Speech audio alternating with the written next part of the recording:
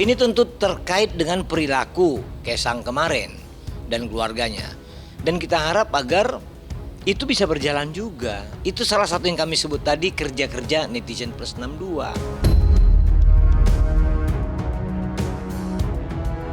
Menurut saya sih logikanya sangat mustahil ya. Tapi ya silakan aja kalau ada yang memang mau menyelidiki ya. Yang lebih parah lagi, sudah pun ini menjadi cibiran masyarakat, masih berani juga Kaisang pulang dengan pesawat sejenis.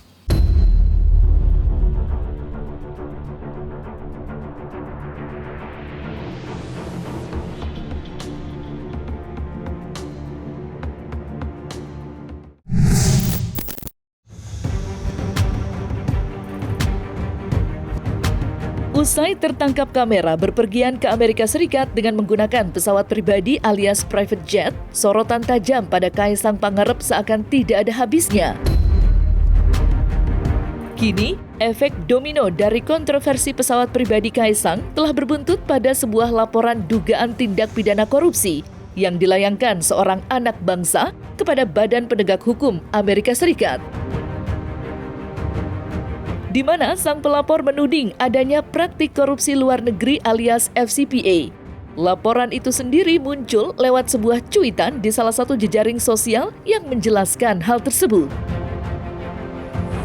Kaisang menggunakan jet pribadi milik Sea Group, perusahaan yang terdaftar di NYSE. Mengingat status Sea Group sebagai perusahaan publik di Amerika Serikat, situasi ini menimbulkan kekhawatiran berdasarkan FCPA mengenai apakah manfaat ini diberikan untuk mempengaruhi atau mendapatkan keuntungan dalam transaksi bisnis dengan pemerintah Indonesia. Tulis sang pelapor dalam bahasa Inggris. Lantas mungkinkah langkah yang diambil pelapor dengan melibatkan aparat penegak hukum luar negeri merupakan aksi yang tepat? Itulah salah satu hak dari warga negara. Apapun mekanismenya, kemanapun ditujukan laporan itu, ini tentu terkait dengan perilaku Kaisang kemarin dan keluarganya. Dan kita harap agar itu bisa berjalan juga. Itu salah satu yang kami sebut tadi, kerja-kerja netizen plus 62. Luar biasa kalau itu nanti terbukti. Bagaimana kalau kasus laporan itu diproses? Malu kita. Makanya kita sebut tadi lebih baik konsolidasi, minta maaf, memperbaiki diri. Kan gak susah. Yang susah tuh mau atau tidak. Itu aja. Kalau sudah merasa diri firm, merasa diri kuat, merasa diri segalanya, ya susah. Jadi saran kita lebih baik kerendahan hati aja Pak Kaisang. Sip. Jadi wajar kalau sebagai orang tua sebaiknya meralat, memperbaiki dan atau meluruskan hal-hal yang salah yang sudah dicap oleh publik. Menurut saya sih logikanya sangat mustahil ya. Tapi ya silakan aja kalau ada yang memang mau menyelidiki ya. Karena memang Mas Kaisang ini adalah juga seorang pengusaha dan ada temannya juga yang di private jet itu mereka memang pengusaha gitu. Jadi saya sendiri juga seorang pengusaha ya. Jadi saya pikir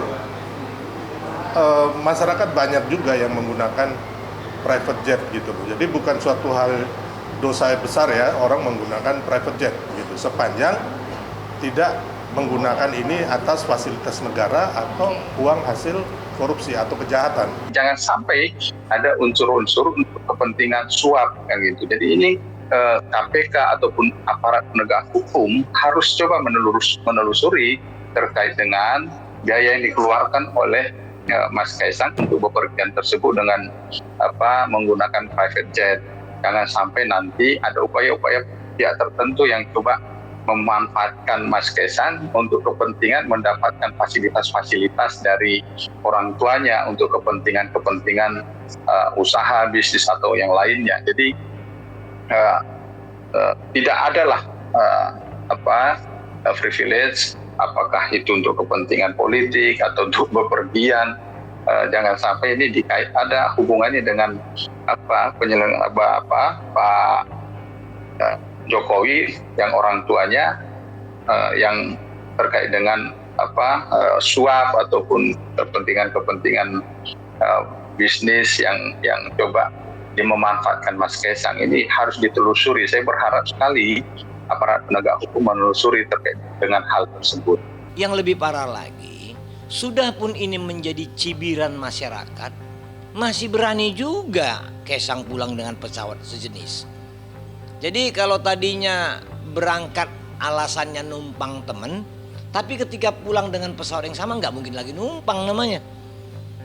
Jadi sudah ada, kami lihat ini bukan soal selera tinggi, tis atau gaya hidup, bukan. Ini adalah ketidakpahaman melakukan perilakunya di depan publik pada saat yang tidak baik-baik saja. Jadi kita sayangkan adalah bukan hanya Kaisang dan istrinya, tapi keluarganya. Nggak mungkin perilaku buruk ini berasal dari keluarga yang baik. Nggak mungkin itu. Nggak mungkin perilaku yang tidak baik-baik saja ini berasal dari keluarga yang baik. Nggak mungkin. Ini harusnya ada teguran-teguran lebih personal kepada Kaisang oleh orang tuanya. Saya nggak usah sebut orang tuanya presiden dan atau bukan. Tetapi perilaku aneh yang sudah seperti ini, atau jangan-jangan pemikiran orang tuanya sudah berbeda dengan pemikiran publik. Publik menganggap ini wah, mungkin orang tuanya menganggap ini sederhana. Kan susah jadinya. Ada pemikiran yang berbeda gitu. Jadi kalau ini dibiarkan, maka bukan tidak mungkin masa sesuatu hal pada suatu waktu tertentu ini akan menjadi tindak pidana. Yang penting satu, Mas Kaisang itu kita harus lidiki benar-benar tidak memakai fasilitas negara atau uang negara. Makanya silakan kalau yang ingin melaporkan apabila ada terjadi suatu tindak pidana, ya kan, dalam hal ini yang dilakukan Mas Kaisang, ya kita membuka ruang seluas-luasnya saya pikir untuk melaporkan apa yang dirugikan oleh Mas Kaisang.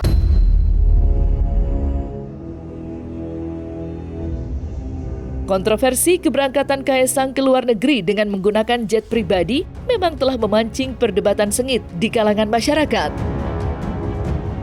Bagaimana tidak, hal itu dilakukannya tepat di hari aksi demo besar-besaran soal wacana revisi Undang-Undang Pilkada yang digadang-gadang menjadi jalur untuk meloloskan Kaisang pada pemilihan kepala daerah 27 November mendatang.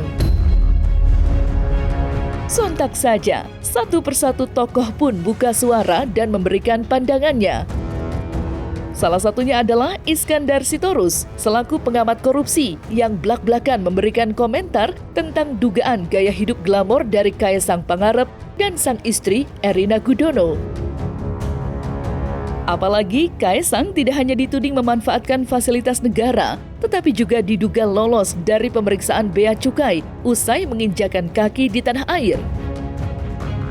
Lantas, benarkah Iskandar meminta untuk Kaisang meminta maaf secara terbuka kepada masyarakat? Serta bagaimanakah pula pandangan Iskandar Sitorus terkait spekulasi lolosnya Kaisang dari pemeriksaan bea cukai?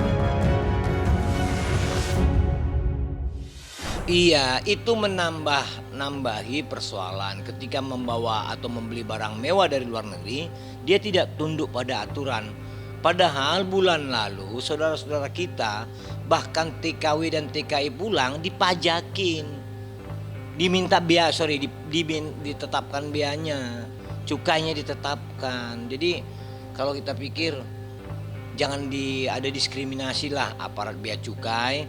Ya kalau memang barang mewah cas harus membayar. Kalau ini kan datang ke dekat pintu pesawat, masuk ke dalam mobil, kita nggak ngerti apakah dilakukan pemeriksaan. Jadi tumbuh kembang hal-hal buruk. Ya, hal-hal buruk akan tumbuh kembang ketika mereka tidak menyadari bahwa itu adalah kesalahan. Semoga mereka menyadari bahwa itu adalah kesalahan supaya cepat-cepat minta maaf. Ini bukan hanya sekedar gaya hedon. Kalau orang gaya hedon silahkan. Tapi ketika Anda menyebarluaskannya, ini jadi persoalan. Orang menilai, apalagi menggunakan media sosial yang sangat-sangat terbuka. Orang kan tidak mau juga menerima keadaan ini. sangat disayangkan Anda berlebih-lebihan, keluarga pemimpin berlebih-lebihan pada saat rakyat kekurangan. Jadi kami perhatikan bahwa ini memang titik nadir tertinggi rakyat menilai keluarga ini.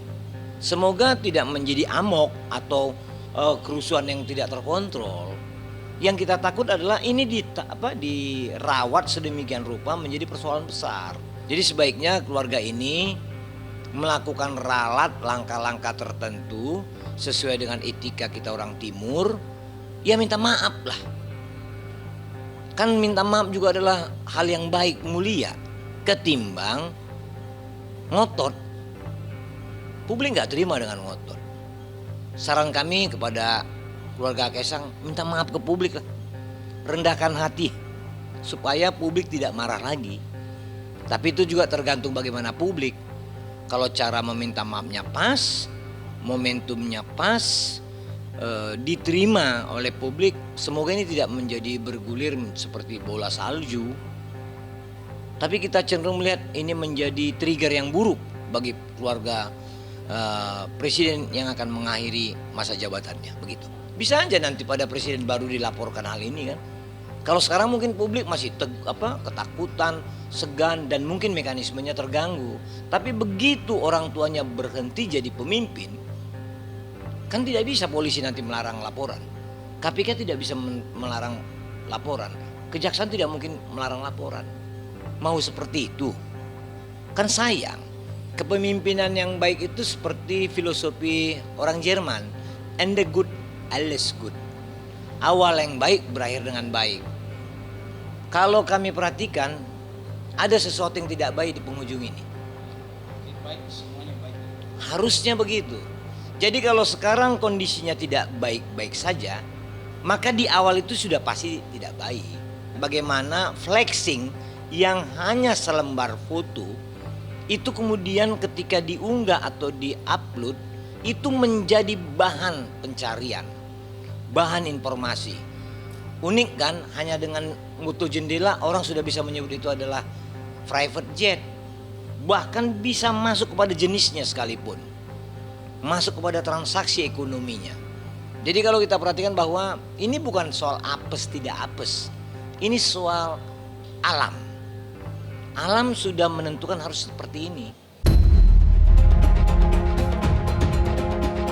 Sementara itu, derasnya sorotan tajam dan cibiran pedas pada Kaisang terkait sikapnya yang dinilai memanfaatkan kekuasaan sang ayah telah merembet kemana-mana. Ada yang mengait-ngaitkan hal itu dengan wacana revisi undang-undang, hingga ada yang membawa-bawa nama sang istri, Erina Sofia Gudono. Meskipun sebenarnya wanita berusia 27 tahun itu sedang mengandung buah hatinya yang pertama, ia pun tak bisa lolos dari hujatan warganet. Berbagai macam hinaan dan kata-kata pedas pun terus menghujamnya.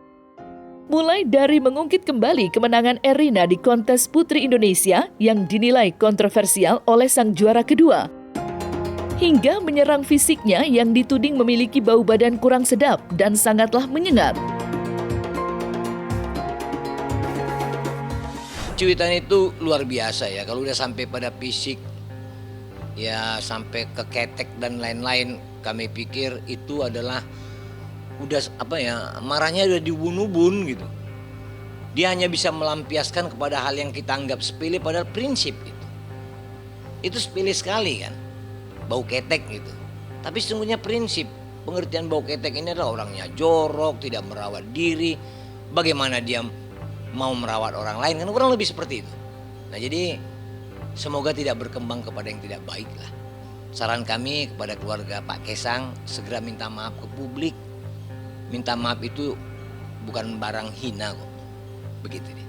Saya pikir kita juga harus bijaksana ya. Kalau sudah menyerang pribadi, kembali lagi berpulang, mau nggak kita istri yang tidak ikut berkecimpung di politik, ya kan? Atau tidak ikut dalam hal apapun diserang, masing-masing dari kita ini mau nggak istri kita atau anak kita diserang? Saya pikir kita juga harus fair dan bijaksana di sini. Rina Gundono, lu stop ya jadi Nana Mirdad wannabe. Lo tahu satu perempuan Indonesia nih gak ada yang iri sama lo, gak ada yang iri sama stroller mahal lo itu, gak ada yang iri sama roti 400.000 lo itu, gak ada yang iri sama jet pribadi lo, gak ada yang iri bahkan lo keterima S2. Ih kasihan banget. Justru satu Indonesia tuh kasihan sama lo. Masa di saat perempuan Indonesia nih udah punya standar pasangan hidup yang tinggi, masa lo masih milih laki-laki umur 30 tahun, belum 30 tahun yang masih dicariin kerja sama bapaknya? Apakah laki-laki tersebut tidak punya kapabilitas untuk cari kerja sendiri? Apakah karena bisnisnya tidak ada yang jalan? Menurut gue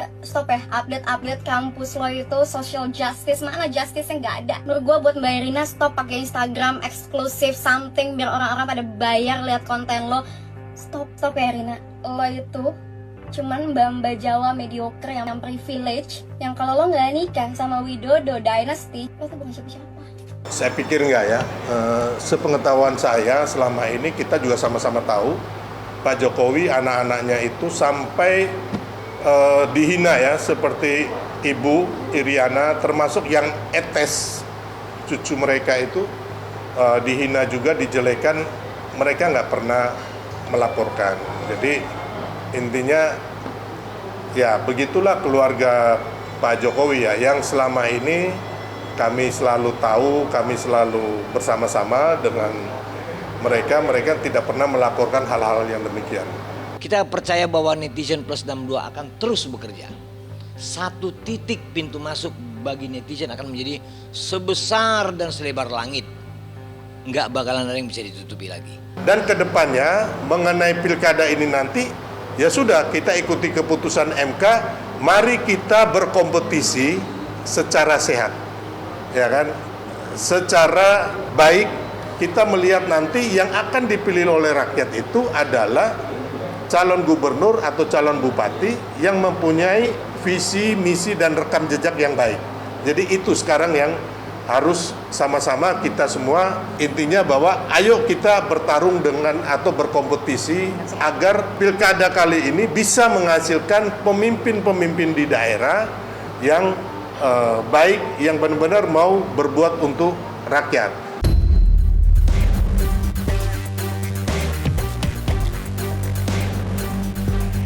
Nah, selesai sudah Cumi Lovers, saksikan terus Cumi Game In Depth, kabar lengkap, mendalam, dan akurat dari narasumber terpercaya. Dan jangan lupa untuk like, subscribe, dan juga share channel YouTube Cumi Cumi.